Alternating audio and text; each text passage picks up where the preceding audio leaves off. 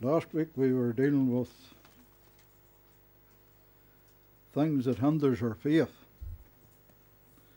Last week we were dealing with a lack of understanding of the new creation. This week we want to talk about fear, hindering faith. One of the choirs we were singing, I've give up fear, I've give up doubt. And then there was a line, I don't remember what it was. And then it went on to say, I've learned His Word. I'm learning to pray. We see an example of fear in the book of 1 Samuel 17. What fear leads to. This is a story that everybody has known and read and reread and heard many preachers preaching on it. This whole situation came about by fear.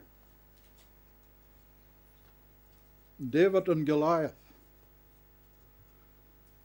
Fear led up to that whole situation. And in verse 28 of chapter 17, Eliab, that's David's eldest brother, heard when he spake unto the man, and Eliab's anger was kindled against David. And he said, Why comest thou down hither? And whom hast thou left those few sheep in the wilderness? I know thy pride and the naughtiness of thine heart. For thou art come down that thou mightest see the battle. And David said, What have I now done? Is there not a cause? The question asked here, is there not a cause? And if we backtrack through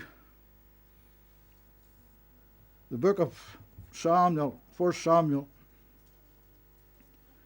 reading from verse 16, we see that fear ruled in the hearts of Saul the king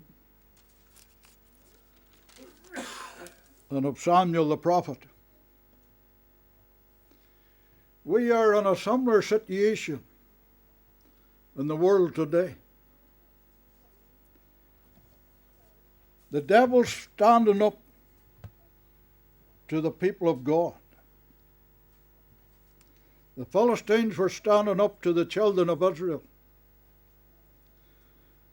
And fear caused compromise.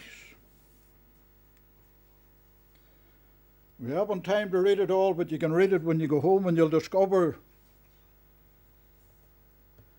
that Saul the king feared the people and didn't carry out the command of the Lord. Now, whether there was a failing before that or not, I don't know.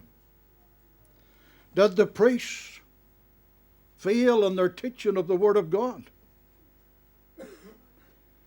Because this story goes back the length of Exodus. Book of Exodus. And you can read this up to at home at 17 and verse 14 to 16. Where God had swore that He would remove the very existence of the Amalekites. So did Saul know that, or did Saul not know that? The question we must ask today, the people that are insistent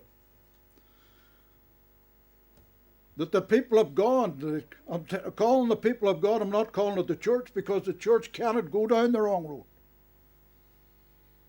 Because Jesus said He would build His church and the gates of hell could not prevail against it. So the church is not going the wrong road. It can't go. But there's people, whether they were ever in the church or not, only God knows.